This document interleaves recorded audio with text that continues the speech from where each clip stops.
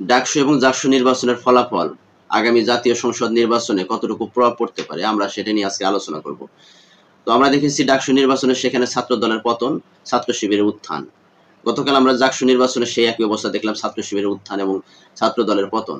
এই ছাত্র দলের যে ভরাডুবি, এই ভরাডুবির কারণ জাতীয় নির্বাচনে বিএনপির জন্য কতটুকু প্রভাব ফেলতে পারে সেই বিষয়টি হচ্ছে, আপনারা জানেন আমরা গতকাল যে বিষয়টি দেখেছি, সেখানে ছাত্র দলের প্যানেল কিছুক্ষণ ভোট গ্রহণের পরে তারা নির্বাচনকে প্রত্যাখ্যান করেছে।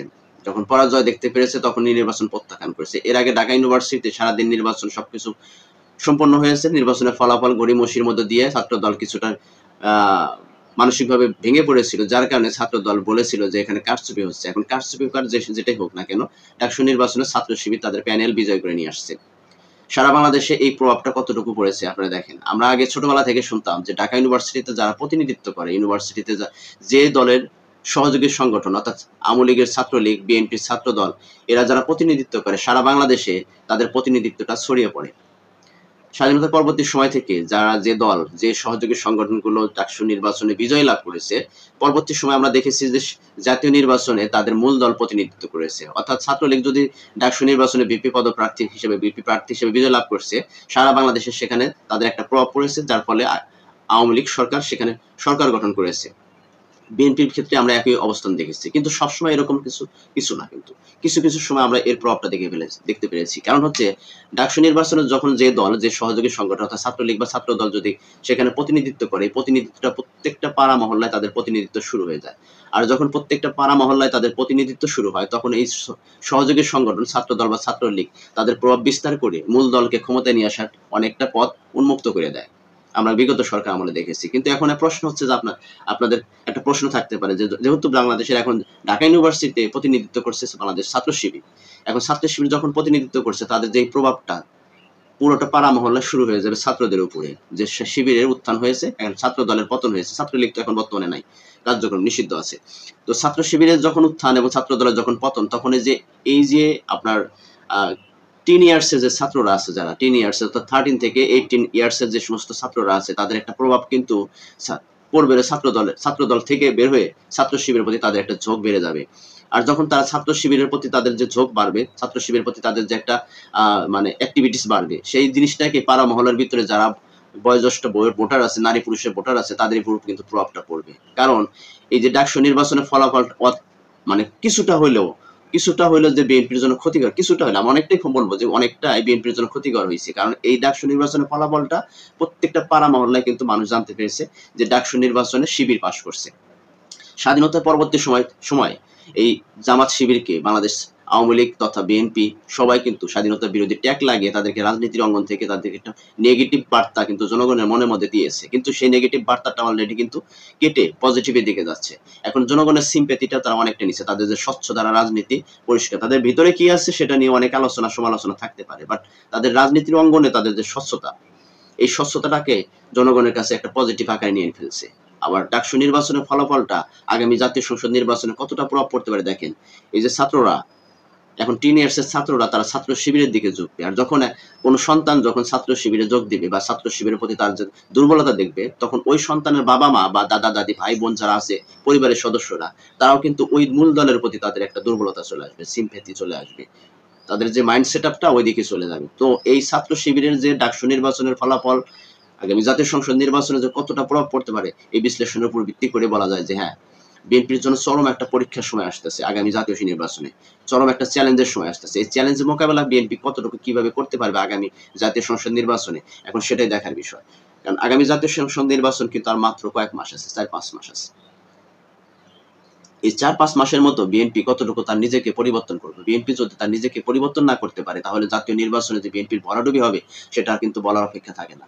কারণ আমরা দেখেছি জুলাই গণঅভ্যুত্থানের পর থেকে এই বিএনপির যারা সহযোগী সংগঠন আছে, ছাত্র দল, যুব দল, স্বেচ্ছাসেবক দল, শ্রমিক দল, এই সমস্ত যারা কর্মীরা আছে, নেতা কর্মীরা আছে, তারা পাড়া মহল্লায় ফুটপাত, রেল স্টেশন, লঞ্চ ঘাট, ফেরিঘাট, হ্যাঁ, বাস স্ট্যান্ড, এই সমস্ত জায়গাগুলো, ফুটপাতগুলো দখলবাজি করে, চাঁদাবাজি করে জনগণের যে ভিতরে তাদের যে একটা বিরূপ প্রতিক্রিয়া সৃষ্টি করে ফেলেছে। বিএনপির প্রতি যে তাদের যে মনোভাব ছিল, সেই মনোভাব পুরো পাল্টে ফেলেছে। এই জিনিসটাকে আবার পজিটিভলি নিয়ে আসা, পজিটিভের দিকে নিয়ে আসা কতটুকু বিএনপির সমর্থন মানে সামর্থ্য হবে বা বিএনপির জন্য কতটা সুযোগ সুবিধা হবে, আমার মনে হচ্ছে না যে এরকম এই 5 মাসের ভিতরে বিএনপি জনগণের সেই যে মনে কষ্ট দেওয়া বা জনগণের মধ্যে যে বিরূপ প্রতিক্রিয়া থেকে পজিটিভের দিকে নিয়ে আসা, আমার মনে হয় যে বিএনপি এই 5 মাসের ভিতর পারবে না। বিএনপি এখন প্রতিনিধিত্বহীনতায় ভুগতেছে। বিএনপির তো চেইন অফ কমান্ড নাই। কারণ বিএনপি এখন যে মূল যে ভারপ্রাপ্ত চেয়ারম্যান তিনি থাকেন দেশের বাইরে, লন্ডন থেকে তিনি দলকে পরিচালনা করেন। তিনি এখনো দেশে আসতে পারতেছেন না। আসার কারণে বাংলাদেশের রাজনীতিতে যে একটা বিরূপ প্রতিক্রিয়া, বাংলাদেশের রাজনীতির যে একটা পদচারণ যে মানে ভিন্নমুখী হয়ে গেছে, সেটা এখন সে বুঝতে পারতেছে না। আরো হারে হারে বুঝবে কখন জানেন? আগামী জাতীয় সংসদ নির্বাচনে যখন এই জামাতের কাছে হেরে যাবে, তখন হারে হারে টের পাবে। কারণ দীর্ঘ 16 বছর দেশের বাইরে থেকে আওয়ামী সরকারের বিরুদ্ধে বিভিন্ন রকমের প্রোগ্রাম দিয়ে ভিডিও কলের মাধ্যমে দলের প্রতিনিধিত্ব করেছে। এখনো যদি সেইগুলো করতে থাকে, তাহলে জাতীয় সংসদ নির্বাচনে বিএনপি ভরাডুবি নিশ্চিত মনে করেন। কারণ আগামী 4-5 মাসের মধ্যে জামাতের উপর যে তার মানুষের যে পজিটিভ যে দিক চিন্তা চেতনা চলে আসছে, এই চিন্তা চেতনা থেকে বের করে নিয়ে আসাটা বিএনপির জন্য বড় কঠিন হবে। কারণ বিএনপির যে চরিত্রটা অলরেডি ফুটে তুলেছে, তারা যে চাঁদাবাজি হিসাবে বিভিন্ন মানুষের কাছে সমালোচিত হয়ে গেছে, তারা যে ধুরবাজ হিসেবে মানুষের কাছে সমালোচিত হয়েছে, কোন কাজটা এখন বিএনপি কর্মীরা না করতেছে, পাড়া মহল্লা সকলের মনের মধ্যে কষ্ট দিয়ে ফেলছে। বিএনপি একটা ব্যাপক পরিমাণে ভোট বাক্স তাদের সংগ্রহ হয়ে গিয়েছিল। গত 16 বছরে আওয়ামী লীগ দুঃশাসনের ভিতর দিয়ে বিএনপির প্রতি যে মানুষের যে একটা দুর্বলতা চলে আসছিল, সেই দুর্বলতাটা মনে করেন যে গত 1 বছরের মধ্যে একদম শেষ করে ফেলেছে। আজকে যদি বিএনপির যদি এই প্রতিনিধিত্ব বা নেতৃত্বহীনতায় ভুগে যদি বিএনপির কর্মীরা এরকম করতে থাকে, জাতীয় সংসদ নির্বাচনে তারা কোনোভাবেই আগামী জাতীয় সংসদ নির্বাচনে তারা যে জিতবে, এটা কোনোভাবেই গ্যারান্টি দেওয়া যায় না। আর বিশেষ করে ডাকসু নির্বাচনে ছাত্র শিবিরের যে উত্থান, জাকসু নির্বাচনের উত্থান, আগামীতে চিটাগাং ইউনিভার্সিটি, রাজশাহী ইউনিভার্সিটিতে ছাত্র সংসদ নির্বাচন হবে, সেখানেও আমার মনে হচ্ছে যে ওখানে ছাত্র দলে ভরাডুবি হবে। কারণ একটা মেসেজ অন্যান্য ইউনিভার্সিটির সকল ছাত্রছাত্রীদের দিয়ে থাকে। ডাকসু নির্বাচন যখন অনুষ্ঠিত হয়েছে, তখন সকল মেসেজগুলো প্রত্যেকটা ইউনিভার্সিটি, প্রত্যেকটা কলেজে চলে গেছে। আর এই চলে যাবার ফলে আগামী নির্বাচনে অন্যান্য যে চিটাগাং ইউনিভার্সিটি, রাজশাহী ইউনিভার্সিটির যে ফলাফলগুলো, সেখানে ছাত্র শিবিরদের জয় হবে, ছাত্র দলের পরাজয় ঘটবে নিশ্চিত মনে করেন। তো এই যে প্রভাব বিস্তার করতে ছাত্র শিবির, এখান থেকে এই বিশ্ববিদ্যালয় নির্বাচন থেকে শুরু করে তারা তাদের প্রভাবগুলো প্রত্যেকটা পাড়া মহল্লা শুরু করবে। যে আপনি কিছুক্ষণ আগে একটা কথা বলেছি যে প্রত্যেকটা যে এই যে 10 ইয়ার্সের ছেলে মেয়েগুলো, তাদের যে জামাতের প্রতি একটা সিম্পেথি তাদের তৈরি হবে, বা জামাতে ছাত্র শিবিরের প্রতি তাদের একটা ভালোবাসা তৈরি হবে। আর প্রত্যেকটা ঘরের একটা সন্তান যদি ছাত্র শিবিরে যোগ দেয়, তখন ওই ঘরের বাবা মা ভাই বোন যারা আছে, দাদা দাদি যারা আছে, নানা নানি আত্মীয় স্বজন যারা আছে, তাদের প্রভাবটা কিন্তু ওই দলের উপর পড়বে, মনোভাবটা কিন্তু ওই দলের প্রতি সৃষ্টি হবে। যখন এই অবস্থা চলতে থাকে, আগামী 5 মাসের ভিতরে এই জামাতের ব্যাপকভাবে যে ভোট সংগ্রহ হবে, এটা কিন্তু আপনি না মনে করেন যে এটা 100%, যে 80% ভোট কিন্তু জামাতের পক্ষে চলে যাবে, এটা নিশ্চিত মনে করেন। এবং আগামী জাতীয় সংসদ নির্বাচনে যদি আওয়ামী লীগ যদি সরকার নির্বাচনে অংশগ্রহণ করতে না পারে, তো আওয়ামী লীগ একটা খেল দেখিয়ে দেবে এই বিএনপির বিপক্ষে। ঠিক আছে? তো নিশ্চিত মনে করেন যে আপনি আগামী জাতীয় সংসদ নির্বাচনে বিএনপির জন্য একটা বড় চ্যালেঞ্জ। যদি এই মুহূর্তে যদি তাদের মাইন্ড সেট আপ, তাদের কার্যক্রমগুলো যদি পরিবর্তন না করতে পারে, জামাতের সাথে তারা যদি তালে তাল না মিলিয়ে যদি মনে করেন যে প্রতিদ্বন্দ্বী হিসাবে আক্রমণাত্মক হয়, মারমুখী হয়ে যায়, তখন বিএনপির প্রভাবটা কিন্তু আরো ধীরে ধীরে নষ্ট হতে থাকবে। মানুষের যে ভালোবাসাটা যতটুকু আছে, ততটুকুই নষ্ট হতে থাকবে, ততটুকুই ধ্বংস করবে যদি বিএনপি যদি মারমুখী হয়ে যায়। কারণ তাদের এখন চ্যালেঞ্জ, কারণ ছাত্র শিবির জামাত তারা তাদের স্বচ্ছতা দিয়ে মানুষের মনে হৃদয় জায়গা করে নিচ্ছে। আর সেখানে যদি বিএনপি যদি মনে করে যে তাদের মারমুখী হয়ে ছাত্র শিবিরের সাথে ঝগড়া, গতকাল আমরা দেখেছি বরিশালে ছাত্র শিবির এবং ছাত্র দলের ভিতরে সংঘর্ষ হয়েছে। এই যে সংঘর্ষ যদি যত বাড়িয়ে যাবে, তত মানুষের হৃদয় থেকে এই বিএনপি তথা ছাত্র দলের প্রভাবটা নষ্ট হতে থাকবে, আর ছাত্র শিবির তথা জামাতের প্রভাবটা বিস্তার হতে থাকবে। আর যখন এরকম হতে থাকবে, তখন জনগণের মধ্যে একটা প্রশ্ন থাকবে যে আগামী জাতীয় সংসদ নির্বাচনে জামাতকে নির্বাচিত করব। তখন কিন্তু আর কান্নাকাটি করেও লাভ নেই। তো আমি তারেক রহমান তথা বিএনপির প্রত্যেকটা সিনিয়র নেতার প্রতি আবেদন থাকবে যে আগামী জাতীয় সংসদ নির্বাচন আপনাদের জন্য একটা চ্যালেঞ্জ। আর এই চ্যালেঞ্জ মোকাবেলার জন্য আপনাদেরকে অবশ্যই মাঠ পর্যায়ে যে নেতৃত্ব দিবে, যারা পাড়া মহল্লায় যারা নেতৃত্ব দিচ্ছে, তাদেরকে পরিবর্তন করতে হবে, তাদের মাইন্ডসেট পরিবর্তন করতে হবে, তাদের কার্যক্রমগুলো পরিবর্তন করতে হবে। প্রত্যেকটা ঘরে ঘরে আপনাদেরকে পৌঁছাইতে হবে। জামাত শিবির অলরেডি মসজিদে মসজিদে খুতবার সময় তারা তাদের নির্বাচনী প্রচারণা করতেছে। তো আপনারা নির্বাচনী প্রচারণার জন্য ওই মিটিং মিছিলের মধ্য দিয়ে জনগণের সিম্পেথি আর পাবেন না, মাইন্ডসেট পাবেন না। আপনাদের প্রত্যেকটা ঘরে ঘরে যেতে হবে। বিশেষ করে যারা মহল্লা ভিত্তিক রাজনীতি করে, এই সমস্ত লোকদেরকে অন্তত পক্ষে আগামী 4-5 মাস তাদেরকে সমস্ত কার্যক্রম বন্ধ করে দিয়ে রাজনৈতিক যে কার্যক্রম, মানুষের ভালোবাসা কেড়ে নেওয়ার মতন একটা কাজকর্ম করতে হবে।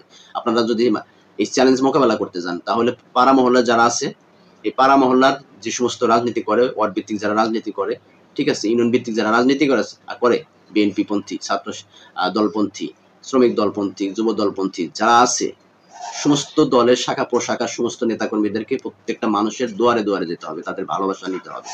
তাহলে হয়তো আগামী জাতীয় সংসদ নির্বাচনে আপনাদের একটা পজিটিভ দিক হতে পারে। এছাড়া যদি আপনাদের বর্তমান যে কার্যক্রমগুলো করে যাচ্ছেন, এই কার্যক্রম যদি করতে থাকেন, তাহলে আগামী জাতীয় সংসদ নির্বাচনে যে আপনাদের ভরাডুবি হবে, এটা নিশ্চিত মনে করে রাখেন।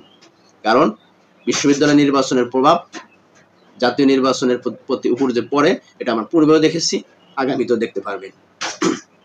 তো সবার কাছে আমার এটাই কথা, বিএনপি পন্থী যারা আছেন তাদের কাছে তাদের চরিত্র পরিবর্তন করতে হবে, তাদের মাইন্ড পরিবর্তন করতে হবে, তাদের ব্যবহার পরিবর্তন করতে হবে, মানুষের প্রতি ভালোবাসা বাড়িয়ে দিতে হবে, মানুষের কাছ থেকে তাদের যে চাওয়া পাওয়াগুলো এগুলো তাদেরকে বুঝাইতে হবে, এবং বিএনপির যে আগামী ভবিষ্যৎ রাজনীতির যে যে চিন্তা চেতনা, চিন্তা ভাবনা, দেশকে নিয়ে, দেশের মানুষকে নিয়ে যে সমস্ত ভাবনা আছে, তারেক রহমান তথা বিএনপি সেই সমস্ত বিষয়গুলো জনগণের সামনে তুলে ধরতে হবে। আর যে সমস্ত ভুল ভ্রান্তিগুলো করেছেন, চাঁদাবাজি, দখলবাজি, যে সমস্ত কার্যক্রমগুলো করেছেন, এর জন্য আপনাদের ক্ষমা চাইতে হবে, জনগণকে বুঝাইতে হবে যে এটা আমাদের ভুলবশত কোনো একটা মানে মানে শাখা প্রশাখার ভুলের কারণে এই সমস্ত কাজকর্মগুলো হয়েছে। তো আমরা এটা মানে কঠিন হস্তে দমন করতেছি, এগুলো আর কখনোই হবে না। চাঁদাবাজি, রংবাজি, ধান্দাবাজি এগুলো হবে না। এই জিনিসগুলো যদি জনগণের মন থেকে যদি আপনারা পরিবর্তন করতে পারেন, আগামী 4-5 মাস সময় পাবেন, তাহলে হয়তো একটা পজিটিভ দিক আপনাদের জন্য অপেক্ষা করছে। তো কথাগুলো আপনাদের কাছে কেমন লাগছে আমি জানি না, এটা আমার ব্যক্তিগত মতামত আমি প্রকাশ করলাম। আপনাদের কাছে ভালো লাগলে অবশ্যই লাইক কমেন্ট দিয়ে চ্যানেলের সাথে থাকবেন, পেজ থেকে দেখলে অবশ্যই পেজটাকে ফলো করে রাখবেন। আর যদি লাইক না হয়, মনে ডিসলাইক দিয়ে রাখবেন, কারণ ভালো লাগা তো সবার কাছে ভালো লাগতে পারে না, ঠিক আছে? আমার ভালোবাসাটা আপনাদের কাছে সবার কাছে ভালো লাগতে নাও পারে, কিন্তু কথা শুনতে শুনতে, বিশ্লেষণ শুনতে শুনতে হয়তো একটা সময় আপনাদের ভালোবাসা তৈরি হতে পারে। তো ধন্যবাদ সকলকে, ভালোবাসা দিবেন। আল্লাহ হাফেজ, আসসালামু আলাইকুম ওয়া রাহমাতুল্লাহি ওয়া বারাকাতুহু।